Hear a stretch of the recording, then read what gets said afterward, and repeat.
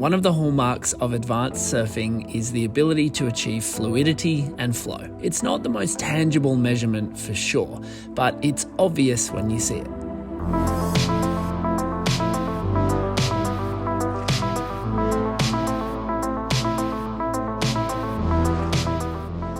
Now, it might be hard to measure, but there are some really reliable techniques to improve your flow, and I'm going to go over them today. This video is brought to you by thesurfersroadmap.com, my online surfing university designed to get you from wherever you are with your surfing journey to the next level and beyond. In our advanced roadmap, we cover how to achieve flow with much more depth than we can cover here on YouTube. Check it out via the link in the description below, where you can join over 10,000 students smashing their surfing goals. Now, there's one really important factor that's going to have a major impact on your flow and your fluidity, and it's speed.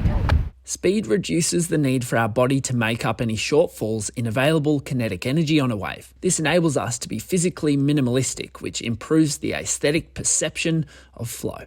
What do you think the most important technique is in surfing? I feel like there's two things that I like a lot, and I feel like he helps me on my surfing too. And I feel like it's speed, going fast. I try to go as fast as I can in every wave. And also the flow, linking turns and not bogging rails and, like trying to recover and losing your balance. I feel like if you go in super fast and then sometimes it's not even like a huge turn, it's not something crazy. You're just carving down, but you're doing that super fast and then linking to another turn. It looks pretty cool. So I feel like he gets the judge's eyes.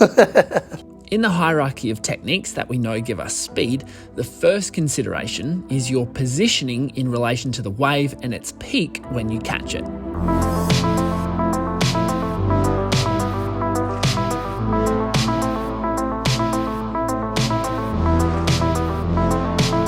Speed is relative to the wave you're surfing, and essentially we want to have the feeling that we have more speed than the wave demands in order to achieve an effortless or flowy approach. By ensuring that we take off right on the peak of a wave, we can gain that initial speed boost, which tends to put us in the driver's seat. We can also utilize other takeoff strategies that I've talked about here and in the Surfer's Roadmap.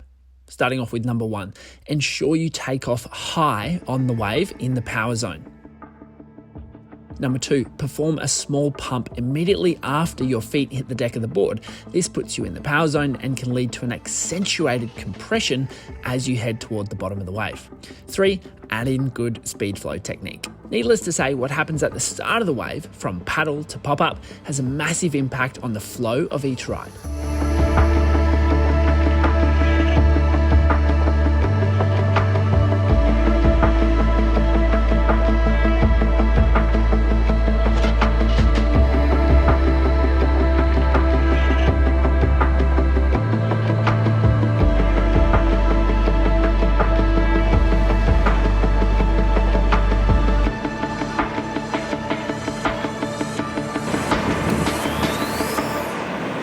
The next important one on the hierarchy of techniques when it comes to improving your flow is something that I've talked about before. It's the back leg extension. Marking the conclusion of most maneuvers is a back leg extension. This back leg extension serves to rocket the board out of each turn and, with appropriate timing, flattens the board, making an easy transition onto the opposite rail possible. Without the back leg extension, surfers tend to struggle linking their turns together and can run out of speed throughout a wave. Regardless of whether it's a vertical turn, in which case the back leg extension trends more vertically, or at the conclusion of a wrapping cutback, and on both the forehand and the backhand, the back leg extension should always be present if you're trying to achieve good flow. You can practice this on the smooth style with great repetition, especially when you're with a world champ.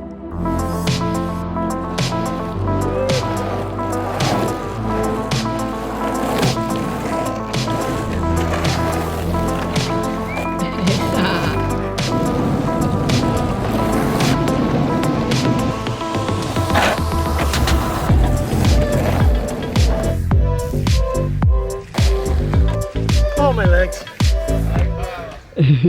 I'm on the opposite. This last one's really important. I've seen it change surfers in an instant, and it's going to involve a shift in your mindset and your equipment. Sometimes, without knowing, our surfing can suffer from a too much, too fast mindset, leading to turns that can look a little jarring and incomplete. Even though this can be frustrating to realize, it's actually an easy fix. Just try surfing at 80% of your normal intensity. Just having this simple mindset can draw out your turns, clean up your style, and create much more fluid lines on a wave. Secondly, we can also try hopping on a bigger board. My favorite, a performance mid-length.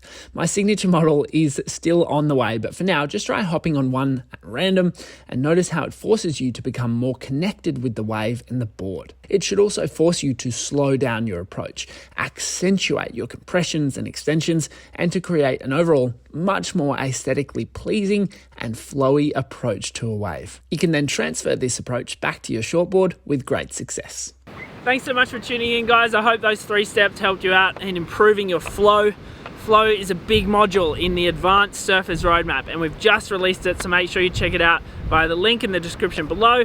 Otherwise, make sure you like this video, hit the subscribe button, let me know in the comments which step resonated with you most, and I'll see you next time.